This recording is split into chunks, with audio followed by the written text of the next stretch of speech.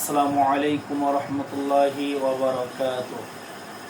আলহামদুলিল্লাহি রাব্বিল আলামিন ওয়াল আকিবাতু লিল মুত্তাকিন ওয়াস সালাতু ওয়াস সালামু আলা সাইয়্যিদিল মুরসালিন ওয়া আলা আলিহি ওয়া আসহাবিহি আজমাইন, আম্মা বা'দ। সমস্ত প্রশংসা সেই মহান রব্বুল আলামিনের জন্য, যিনি আমাদেরকে সপ্তম তারাবিহ নামাজের আলোচনা করার তৌফিক দান করলেন। সেই আল্লাহ সুবহানাহু ওয়া তাআলার প্রতি প্রশংসা কৃতজ্ঞতা জ্ঞাপন করি, আলহামদুলিল্লাহ।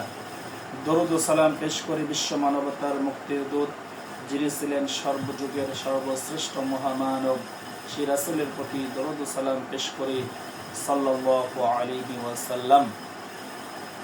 রমজান মাসের আজ সপ্তম তারাবিহ।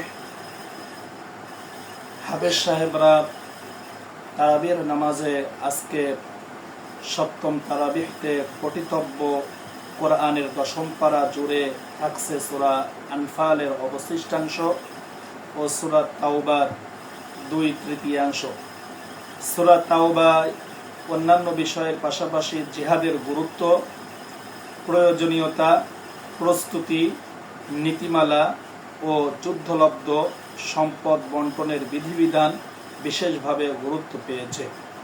আজকে সপ্তম তারাবিতে তেলাওয়াতের মধ্যে যে ঘটনাবলী থাকবে তা হচ্ছে সূরা আনফালের বদর যুদ্ধের বিভিন্ন দিক আলোকপাত হয়েছে। মুনাফিকের কপটতা, ইহুদিদের বিশ্বাসঘাতকতা, অস্ত্র সৈন্য স্বল্পতার পরও মুসলমানদের বিজয় অর্জনের গোপন রহস্য উঠে এসেছে বেশ কয়েকটি আয়াতে। সূরা আনফালের 42 নম্বর আয়াত থেকে 51 নম্বর আয়াতে ঘটনা বলে উল্লেখ করেছে।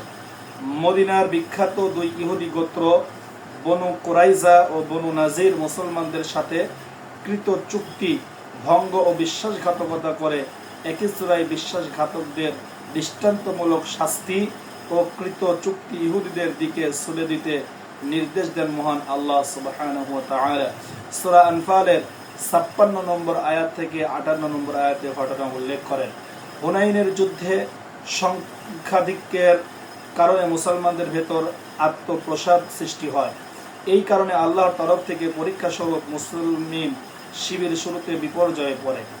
এরপরও মহান আল্লাহ কিভাবে রাসূল সাল্লাল্লাহু আলাইহি ওয়াসাল্লাম ও তার সহযোদ্ধাদের স্বস্তি ও মনোবল দিয়ে সাহায্য করলেন এবং বিজয়ের বন্দরে পৌঁছে দিলেন, সেই ইতিহাস বর্ণিত হয়েছে সূরা তাওবার 25 থেকে 27 নম্বর আয়াতে। তাবুক ছিল রাসূল সাল্লাল্লাহু আলাইহি ওয়াসাল্লামের জীবনের সবচেয়ে কঠিন অভিযান সমূহের একটি। তীব্র গরম, দুর্গম পথ এবং মদিনার খেজুর পাকার মৌসুম হওয়ায় এই যুদ্ধে মুনাফিকরা মিথ্যা অজুহাতে অংশগ্রহণ করেনি। সূরা তাওবার 38 নম্বর আয়াত থেকে শেষ পর্যন্ত প্রায় 1.5 পারা জুড়ে তাবুক যুদ্ধের বিভিন্ন দিক বিস্তারিতভাবে তুলে ধরা হয়েছে। কোরআনে অন্য কোনো ঘটনা একাধারে এত দীর্ঘ পরিসরে আলোচিত হয়নি। এই দীর্ঘ বিবরণে মুমিনদের জন্য রয়েছে বিভিন্ন শিক্ষণীয় বিষয় এবং জরুরি বিধিবিধান। সূরা তাওবার 38 নম্বর আয়াত থেকে 129 নম্বর আয়াতে ঘটনাবলী উল্লেখ করেন। হিজরতের সফরে গারে সাউরে চরম উৎকণ্ঠার মুহূর্তে আল্লাহর প্রতি রাসূল সাল্লাল্লাহু আলাইহি ওয়াসাল্লাম ও আবু বকর রাদিয়াল্লাহু তাআলা আনহু এর অবিচল আস্থা বিনিময়ে আল্লাহ কর্তৃক অদৃশ্য বাহিনী দিয়ে সাহায্য করার বর্ণনা উঠে এসেছে এই সূরা তাওবার 40 নম্বর আয়াতে। আজকে সপ্তম তারাবিতে যা তেলাওয়াত করা হবে তার ভিতরে ঈমান আকীদা সম্পর্কে যা আলোচনা করা হয়েছে, পূর্বের দুই সূরার মতো সূরা তাওবাতেও ঈমানের মৌলিক 3টি বিষয় তথা তাওহীদ, রিসালাত ও আখিরাতের আলোচনা রয়েছে। এর মধ্যে একত্ববাদের আলোচনা করা হয়েছে সবচেয়ে বেশি। ইহুদিরা উযাইর আলাইহিস সালামকে এবং খ্রিস্টানরা ঈসা আলাইহিস সালামকে আল্লাহর পুত্র বলে বিশ্বাস করে। তাদের এই ভ্রান্ত বিশ্বাসের অসারতা তুলে ধরা হয়েছে সূরা তাওবার 30 নম্বর আয়াতে। আজকে সপ্তম তারাবিতে তেলাওয়াতের মধ্যে যে বিধিবিধানগুলো আছে তা হচ্ছে যুদ্ধলব্ধ সম্পদ বন্টনের বিধিবিধান বর্ণিত হয়েছে দশম পারার প্রথম আয়াতে। সূরা আনফালের 41 নম্বর আয়াতে ফকির, অভাবগ্রস্ত, মিসকিন, নিঃস্ব ও ও জাকাত উসুলকারী সহ জাকাত ও সাদাকার 8টি খাত উল্লেখ করা হয়েছে সূরা তাওবার 60 নম্বর আয়াতে। আজকে সপ্তম তারাবিতে যা আদেশ করা হয়েছে, আল্লাহ সুবহানাহু ওয়া তাআলা বলেন, শত্রুর মুখোমুখি হলে অবিচল থাকা এবং আল্লাহকে অধিক পরিমাণে স্মরণ করা, সূরা আনফালের 45 নম্বর আয়াতে। আজকের আদেশের মধ্যে আছে আল্লাহ ও তার রাসূলের আনুগত্য করা এবং ধৈর্য ধারণ করা, সূরা আনফালের 46 নম্বর আয়াতে। আজকের আদেশের মধ্যে আছে শত্রুর মোকাবিলার জন্য যুদ্ধের প্রস্তুতি নেওয়া এবং সামরিক শক্তি ও সমরাস্ত্র প্রস্তুত করা, সূরা আনফালের 30 নম্বর আয়াতে। শত্রুর সন্ধিতে আগ্রহী হলে নিজেরাও সন্ধিতে অগ্রসর হওয়া, যদি তা নিজেদের স্বার্থবিরোধী না হয়, সূরা আনফালের 61 নম্বর আয়াতে। আজকে তারাবির সালাতে যা আদেশ করা হয়েছে তাকওয়া অবলম্বন করা, সূরা আনফালের 69 নম্বর আয়াতে। আল্লাহর রাস্তায় জিহাদ করা, সূরা তাওবার 29 নম্বর আয়াতে। আল্লাহ সুবহানাহু ওয়া তাআলা আজকের সপ্তম তারাবিতে যা আদেশ করেছেন তেলাওয়াতের মধ্যে ঐক্যবদ্ধভাবে মুশরিকদের বিরুদ্ধে যুদ্ধ করা, সূরা আনফালের 36 নম্বর আয়াতে। কাফির ও মুনাফিকদের বিরুদ্ধে যুদ্ধ করা ও তাদের প্রতি কঠোর হওয়া, সূরা আনফালের 73 নম্বর আয়াতে আল্লাহ তা উল্লেখ করেন।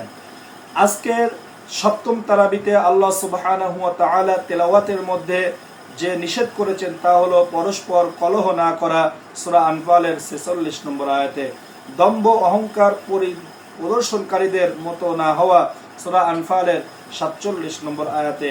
আপনজন যদি ইমানের উপর কুফরকে প্রাধান্য দেয় তবে তাদেরকে বন্ধু ও পাপাচারের মাধ্যমে নিজেদের প্রতি অবিচার না করা, সূরা তাওবার 23 নম্বর আয়াতে।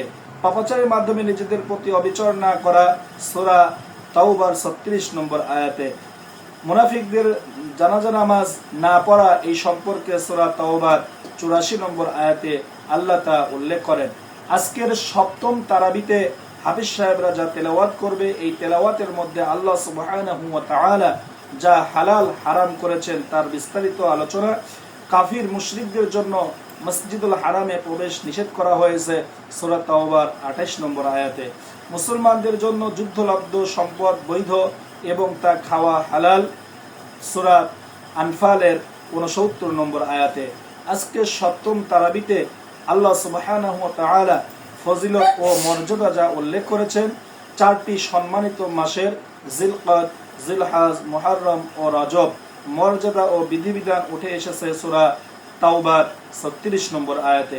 ইসলামের জন্য আত্মত্যাগকারী মুহাজিরগণ ও আনসারদের প্রশংসা এবং তাদের বিনিময় ও মর্যাদা উল্লেখ করা হয়েছে সূরা আনফালের 72 নম্বর আয়াত থেকে 75 নম্বর আয়াতে। আজকে সপ্তম তারাবিতে তেলাওয়াতের মধ্যে যা সুসংবাদ ও সতর্কতা রয়েছে তা হচ্ছে মুসলমানদেরকে পারস্পরিক কলহ ও মতবিরোধ করতে নিষেধ করা হয়েছে। এর ক্ষতির কারণ হিসেবে বলা হয়েছে, এতে করে তোমাদের শক্তি সামর্থ্য কমে যাবে এবং তোমরা দুর্বল হয়ে পড়বে, সূরা আনফালের 46 নম্বর আয়াতে। মুনাফিকদের আল্লাহ কখনোই ক্ষমা করবে না, যদিও তাদের জন্য 70 বার ক্ষমা প্রার্থনা করা হয়, সূরা তাওবার 80 নম্বর আয়াতে। কাফিরদেরকে লাঞ্ছনাদায়ক শাস্তির সুসংবাদ দিতে বলা হয়েছে, সূরা তাওবার 3 নম্বর আয়াতে। যারা আল্লাহর প্রতি ঈমান এনেছে, হিজরত করেছে এবং জীবন ও সম্পদ দ্বারা আল্লাহর পথে জিহাদ করেছে, তাদেরকে আল্লাহর পক্ষ হতে রহমত, সন্তুষ্টি ও জান্নাতের সুসংবাদ দিতে বলা হয়েছে, সূরা তাওবার 21 নম্বর আয়াতে। যারা যাকাত না দিয়ে স্বর্ণ রূপা সম্পদ জমা করে তাদের জন্য কঠোর শাস্তির সুসংবাদ রয়েছে, সূরা তাওবার 34 নম্বর আয়াতে। আজকে সপ্তম তারাবিতে আল্লাহ সুবহানাহু ওয়া তাআলা যাদেরকে অপছন্দ করেন সেই ব্যাপারে আলোচনা করা হয়েছে। আল্লাহ বিশ্বাসঘাতকদেরকে পছন্দ করেন না, সূরা আনফালের 58 নম্বর আয়াতে। আল্লাহ যাদেরকে ভালোবাসেন আজকের সপ্তম তারাবিতে তা উঠে এসেছে। আল্লাহ মুত্তাকিদেরকে ভালোবাসেন, সূরা তাওবার 4 এবং 7 নম্বর আয়াতে। আজকে সপ্তম তারাবিতে যা আলোচনা করা হয়েছে তেলাওয়াতের মধ্যে তা হচ্ছে যুদ্ধে সাফল্য অর্জনের 6টি রহস্য। তার 1 নম্বর হচ্ছে যুদ্ধের ময়দানে শেষ পর্যন্ত অবিচল ও দৃঢ়পদ থাকা। 2 নম্বর অধিক পরিমাণে আল্লাহকে স্মরণ করা। 3 আল্লাহ তার রাসূলের দিক নির্দেশনা মেনে চলা। 4 পরস্পর কলহ পরিহার করা। 5 ধৈর্য ধারণ করা, 6 কাফিরদের মতো অহংকার প্রদর্শন না করা এবং লৌকিকতা পরিহার করা।